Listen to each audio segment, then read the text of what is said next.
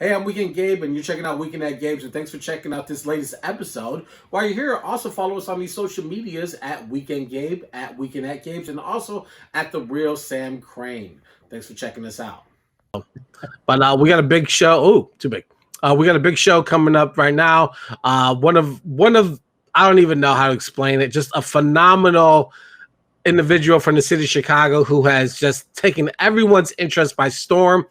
I liken his movement to what Lin-Manuel Miranda did for Hamilton, which made us interested in history again. Whether or not you have a opinion that brought Hamilton and the way that he framed it is neither the point. The point is that people weren't talking about Hamilton 5 years ago, but now everyone seems to be somewhat of an expert based off the Broadway success. And I think that our next guest, Shermann Dilla Thomas, is going to be that same next person who brings Chicago history and makes it fun, which also makes it enjoyable to learn. Because as we all know, when you're learning history in school, it sucks because it's boring, it's bland, it's not fun. But you, sir, are making it fun. Good evening and welcome to the show. Man, thank you for having me. Hard to beat that intro comparing me to Hamilton. That's pretty dope. Thank you very much. I'm happy to be here though. Man, just listening to everything y'all was saying, man. Good God, y'all are dope. I appreciate that. But I think it's fun because I remember as a kid, right? We used to all like study rap lyrics. We would recite rap lyrics, and something someone told me a long time ago. They're like, "Yo, if I could remember rap lyrics the same way I could remember like history or anything that mattered in school, I'd be so much smarter." But because rap music is fun and history is not, no one cares. So I think that what you're doing is that you're framing history in a way that it's fun, it's digestible because it's TikTok, and so it's something you can run back and watch again and capture, and it's something that we don't really know a lot about. So what is it about that inspired you to pick this mantle up? Because Sam and I were going through your TikTok history today because it was just like dad stuff, and then you're just like at work, you're like, hey, check this out. Oh, hey, did you know about this? And then it kind of seems like that was the inkling to like maybe start to dig further into Chicago's history. Yeah, that's exactly how it happened. My daughter's on TikTok, right? I got 7 kids. They span the age range gambit, but my 8-year-old primarily is the one that's really TikTok heavy. And so I got on there to like kind of watch her. So, do this dance with me, dad, or whatever, right? I was trying to get her to do the history stuff, and she wouldn't do it. She was like, I don't like care about history. So like when I was at work, I started to do those, right? So I started to do those, the history one, to try to see like would it generate more views than our dancing one did, and it did. So I was like, baby, look, right, when we danced, we got 30 views, but when I told them how the time zones were established in Chicago, we got 1,000 views. Like, you should do this. Let me write the lines for you. She's like, hey, that's your thing. You like Chicago history. I'm just gonna keep dancing. So I did it. It's like I'm so proud and ashamed of her stubbornness. It's ridiculous.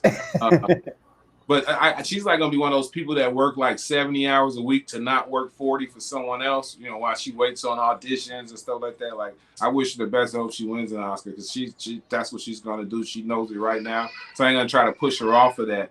But my father was a Chicago policeman for 30 years, and I'm just like I don't want to brag, right? But I'm like a really Chicago guy. Like every piece of Chicago that you can have, like I haphazardly have lived it. I was a meter reader for a couple of years. What people don't know is a meter on everything in Chicago. So I've been on every single side of the city in people's backyards. You know what I mean? Like the older Chicagoans I just run into that I was probably going to be the only person that they see to have told me so many stories in a day, not just a day at work.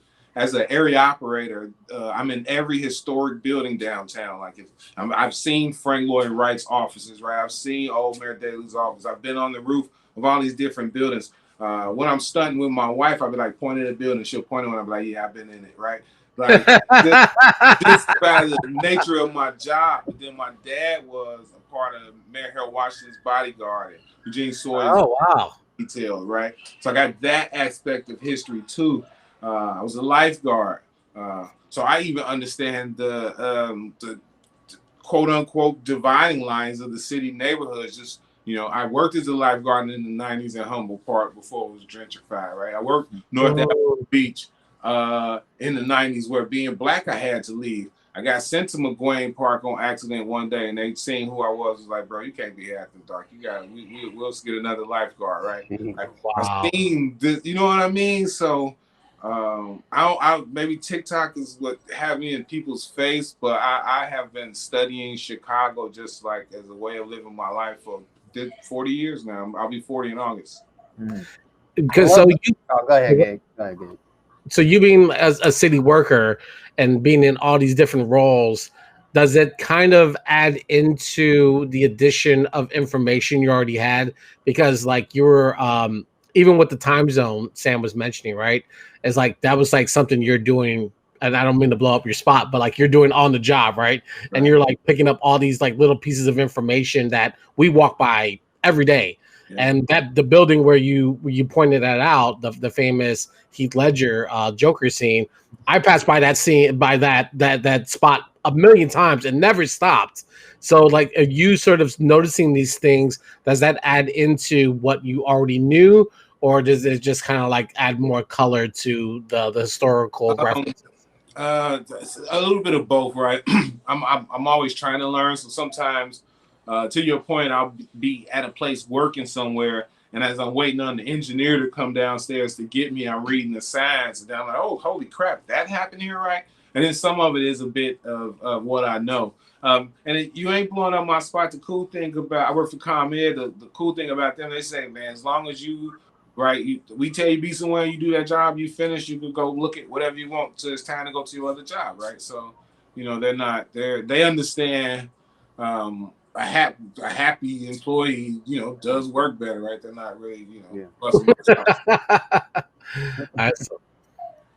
No, one of the things I noticed, I did want to talk about the time zones, just because we had that video, that crazy ass video in the news segment. Could you explain to us why time zones are a man-made invention and not time travel? Oh, look, right, and that's so crazy. People don't know that, and it ain't even that old. Like it's relative. It's like maybe 100 and something years old, right? It ain't as old as we think it is. Before that, even here in Chicago, some dude looked up in the middle of the sky and said, "Oh man, the sun is at its center point. So this is right now 12 noon." Then he turned an hourglass over, and from that point on, we were keeping track of time that way. But 12 noon here ain't the same as 12 noon in Cleveland or Indianapolis or all that, right? Like, you know, we know now the sun works on all different type of angles. And so what that was doing to railroad travelers, I was like really messing them up. Like you could distance between Chicago and Indianapolis to be however many miles, but the arrival times would be so far off because everyone was claiming time at different points based off of like sundials and where the sun was in the middle of the sky. So all the railroad magnets, Chicago is the intersection of all the railroads, right? We're pretty much in the center. For a very long time, we were the western frontier, right? Mm-hmm. So all the railroad magnets met in Chicago, right on that corner on Jackson and LaSalle, and they said, hey, we got to figure this thing out. So they divided up the country. They said, okay, well, every time I'm in California, it kind of feels like the sun is out a little longer, man. So time must be slower then. So they set the time back for that. And they just marked it up right in that hotel room. And they did it so that train travel could be more efficient so that we wouldn't mess up their paper. And from that point on, that's how we have been keeping, you know, Eastern time, Pacific, Central, the time zones come from that moment. That was one of the most fascinating ones that I saw. It was one of the earlier ones. Another one that I was super fascinated by, I sat and watched it like 5 times because I loved it so much. Was the 312 area codes, which was just like I had no idea about any of that stuff. So yeah, talk about the research that you do behind these things. Lucky for you, I got my 19. I think it's probably like a 1920 rotary dial phone. Yo, yeah. And so like this is how all the phones work. At first, you pick up the phone, it was just a receiver, and a lady will pick up, and you say, hey, connect me to New York, Brooklyn 557, and they would take one plug out and plug you in another one. Then eventually they started sending electrical tones, right? So, and the tones went by these, how you clicked it. So then they were like, we're going to run out of operators, and we won't be able to transfer as many long distance calls as we're starting to get. Right, phones started to get more and more popular. So they decided that we can electronically route the phones using the rotary phone, and they went by population because they figured like if that place has more people, so they should More that calls. they're going to be down more frequently. So New York is 212. So to make it easy, it was 212. And then Chicago had, at that time, which was 1947, had the second largest population in the country. So we got 312. And it wasn't like 311 or 211 because that's also when they assigned it's called N11 system. So that's when they started doing 411 for information, or 311 local government, 911, stuff like that.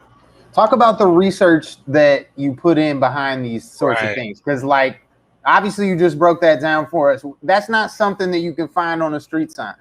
You know what? Know what I mean? Not only that, I'm starting to, especially now that I found my voice and I want to spend the rest of my life being a public historian. I don't want something that I say for you to like immediately type in Google and then boom, it's like, oh, dude just read the Wikipedia, right? Like, so thank you so much for that question. I spent a lot of time researching. One of my favorite things to use is, say you're going to get a PhD. Well, you got to write a dissertation and you got to defend that dissertation. Or if you're going to get a master's, you got to write a thesis. I like to read people's thesis and PhD doctorate papers that they had to write because I know like a bunch of scholars checked it in order for them to even be called a doctor at this point. And they always got to do a ton of research, right? So I read a lot of those. I sign up for library repositories, newspaper.com. Are you trapping off a JSTOR? Is that what it is? Oh yeah. I'm all up and through there. I got a son that's at Indiana University, so I stole his ID and I'm going through their library for a lot of stuff. You know, they think he a super scholar as much as I'm logged into their library. he's logging user hours because of you. Look, man, for real. He getting all kind of study credit. He ain't been in the library. Ultimately, like, what has this meant for, I'm gonna say, like, the city? Because it seems like once this caught traction, and I don't want to say it's a trend or a fad, because it feels like what you're doing is here to stay as long as people are willing to, or you're willing to do it. But what does that feel like, that people are open to learning more about the city, the things that we just didn't? These aren't the area codes. How Chicago was almost Wisconsin, but because slave state, like that stuff. If it was mentioned in history class, either in high school or the collegiate level, I don't remember it. So, but it's like all these little fun tidbits. But like, what do you think like the response has been? Because like even like some of the Chicago's biggest media voices have been giving you a lot of props for things that you're saying and what you're bringing. But like, does that encourage you to keep doing more? Because very compliments are addictive, man. So absolutely right. That's why I'm engaging the way I am on Twitter nowadays, just to always putting out something positive, even if it's just a beautiful house that I'm driving by. Maybe I post the house and also post who the architecture was, so we explore history that way. But absolutely. But it's like what you guys was talking about earlier. Every weekend we're going to find out how many people were shot and sadly how many people were died. But there's so much more to Chicago than that. And I personally feel like if we highlighted the other stuff so much, some of that would even die down. But also, and exactly what you were saying, how we got to that point, a lot of it's wrapped up in our history. And quick, I know you guys got to go super quick, right? We wouldn't have gangs if, I'm just going to be honest, right? Certain white residents didn't resist black people moving. So, you know, Gangsta Disciples, they were started about 1959. So if you're in Inglewood and you see that happening, you see your son thinks that that's cool, you say, man, let me get my son out of here. I'm going to move to Roseland. And African-Americans were moving to Roseland to escape that in the 1960s, and the residents were burning crosses in their lawns, right? So you boxed us into this gang thing, and now you're like, oh, yeah, well, what are you doing about it, right? So also I think teaching the history of that will maybe open up some ideas. The other thing is exactly like you were saying. If we talk about what worked, maybe we can go back to doing it And then we can stop with this whole, we're going to resolve today's problem today and pay attention to like the 10 and 11-year-olds and teach them the proper history. Teach, the 13 and 14-year-olds about the great place that they walk through. Drill music is like the #1 sound in the world, and there's no reputable studio downtown that you can go record in. But Chicago's history, we were the radio capital of the world, right? So I want that to be disseminated. I truly believe that this is the greatest city on earth. So I'm just going to try my hardest to be that counterbalance to all the negativity, to say we do have something to be proud about. I'm glad that, first off, that was amazing. Everything you just said, super, super amazing. I want to talk about the engagement with the community that you got going on, because now, it just started as this thing that you were doing sort of on the side, but now you're getting requests from people like, hey, would you cover this? Would you cover that? What is the most interesting thing you've learned from a request so far? Because like obviously that's coming from another place, like that's not even from your own research type stuff. So yeah. That's a very solid question. One of the things the good folks at WTTW have reached out to do some collaborations, which is a place I do a lot of research from. So I love that place. But I didn't know. Well, I was born in 1981, so I wouldn't know that 1981 they had this big concert at the Cook County Jail.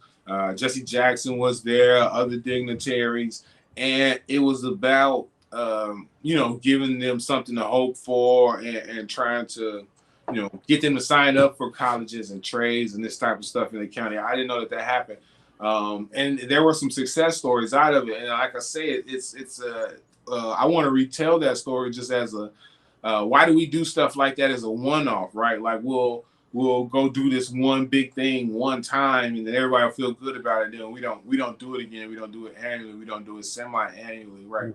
But it obviously has some positive benefits. So I wasn't aware of that story. But just in people tell me about people in their family. Hey, can you do the research on my family? The Downey brothers are 2 firemen. Here in Chicago, they're on True TV. They do Backyard Wars. They got a podcast too. They're making waves in their arena, and they asked me to do the research on their family, and I got to find the boat that their grandfather served on World War II. That's like super cool. Like I sent them a picture of that boat, the name of the boat, and their grandpa's name on that list, and like to their father cried because their grandfather isn't here no more, but the documents I sent had his signature on it, and they remembered his handwriting. Like that. Man, I wouldn't have been able to. You can't buy that, right? Like that's such an amazing. I think that's like super powerful and just like superhuman too. Like, you know what I mean? Like that's what real life superheroes do. Like. I appreciate it. One last quick question before Gabe gets to wrapping up here. One thing I noticed sort of as the videos went on was the use of the tiny microphone, man. Yeah. Talk about it. Talk about where that came from. She said, "Hey, if this is what you're gonna do, you better stick out." So I was like, "Well, how?" Right? 'Cause, we started to notice other people started doing it. Like I did the history of Lil Wacker Drive. They got like 100,000 views on TikTok, and then after that, we started seeing other people trying to do it. So she was like, "You need to get something to differentiate yourself." So I was like, "I don't know. You think of it." Anyway, I came home. She had ordered 2 of them from Amazon. They was right there. And I'm 6'5", so I'm like, my hands are so big. It's going to look ridiculously awesome, that little microphone. So, yeah, that's been my thing. I just wanted to get you to listening. I only get, TikTok's giving me like 2-3 minutes now, but Twitter only gives you 2 minutes. So I'm trying to make sure I stay under that. But just like how Alvin Gresham used to be called South Inglewood, right? People don't know that. Or why Halsted is named Halsted, right? Or right now what's going on with the DuSable Lakeshore Drive and how we don't like changing the name and stuff. Damon Street used to be Roby Street. The guy Damon was I believe a reverend of that sort. But anyway, he would provide clothes to the homeless, and he did that for his whole life. And he lived his church, I believe it was a church. Don't beat me up. It was right over there off of Damon Street, and so that's why they changed the name from Roby to Damon. This dude Roby was in Chicago for a couple years. He had like an inn, and that was really it. Not really a big impact. But the people were so pissed that they were changing it from Roby to Damon. And think about Damon Street now. You know what I'm saying?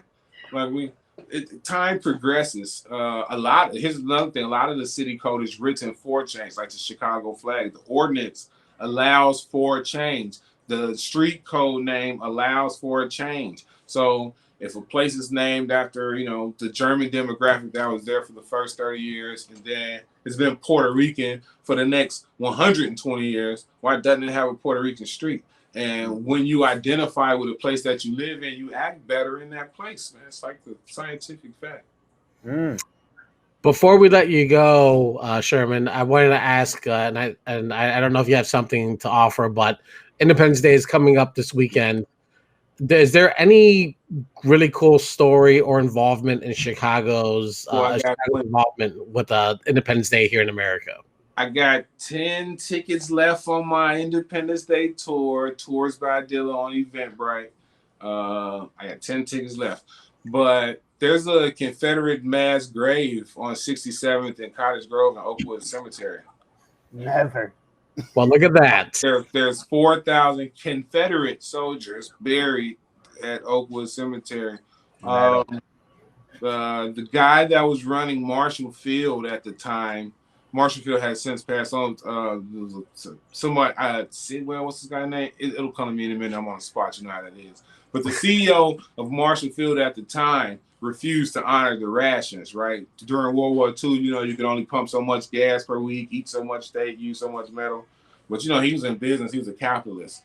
And he wouldn't slow down production of the garment making. IRS and the feds had to come. They came to the Marshall Field office on State Street and snatched him out of his office, the guy that was running Marshall Field, right? Chicago got so many stories. Our German prisoners of war were in Chicago during World War II. Wow. Did not know that. You can learn more on the walking tour. It's taking place this weekend, you said. So there's there's available tickets still available. Yeah, July 3rd is sold out. July 4th, I think I got like 10 tickets left on one of the dates. Yeah, I do 2 on Saturday, 2 on Sunday. I'm trying to do every other weekend, but I got a job, I got 7 kids, and I got to make TikToks, and you got to research. So the stuff that you do doesn't suck. So I can't do every weekend at this moment. Listen, I don't know how you do anything with 7 kids. I have 2, and I have to budget time to do this show. So I don't know how you're doing everything that you're doing, but keep doing what you're doing. You're a city treasure. I appreciate, and I'm pretty sure everyone who's come across the work that you're doing. It's thoughtful. Obviously, it's well researched. It's fun. It's bite sized, so you can take it with you and share it. And I think that's really important. And we all appreciate the work that you're doing. So please never stop. I'm not. This is. I want to. There's actually a position, a cultural historian, says in Chicago. So I'm hoping I'm earning my way to that position in the next couple of years. Well, if we had a budget, we would hire you as Weekend at Gabe's Chicago historian. We'll do a whole segment. Yeah. Just shoot, I could type y'all a blurb. You got a question, something's coming up, or you want Chicago's impact on a thing that's coming up, Labor Day, any holiday. I'm so about the city, man. Just call me. We appreciate that. Thank you so much for that offer. We would definitely take you up on that. For sure. All right. Tell people where they can try to get tickets to your walking tour this coming weekend. Yeah, bus tour. The bus tour. Okay. July 3rd and 4th, we're gonna just discuss and visit some sites as it relates to Chicago's war effort and the effort in keeping us a country. And then also, I'm going to do Chicago Race Riot weekend. So that's July 17th and 18th. And July of 1919, sadly, there was a race riot here in Chicago. So I'll be discussing that. But you can follow me on Twitter, follow me on Instagram at the number 6 FIGGA _ Dilla at 6figure Dilla. Thank you, Gabe, man. I appreciate y'all for real. No, thank you, man. Have a good night and get some rest because I I'm gonna do some reading, but yeah, I'm gonna go to sleep. Thank you. All right, appreciate you. Enjoy your evening. Shermann Dilla Thomas joining us here tonight on Weekend at Gabe's. That is one of the more fun interviews we've ever done. Yeah, incredible guy, and just a font of knowledge. It's like everything just spills out. You ask him one question, it's like 2 more stories spill out. So I can imagine you could talk to that guy for weeks on end, and you would not get to the bottom of the things he knows. And if you're looking for any of the links to his TikToks, to his tours, they are all in the description below if you're watching on YouTube tomorrow.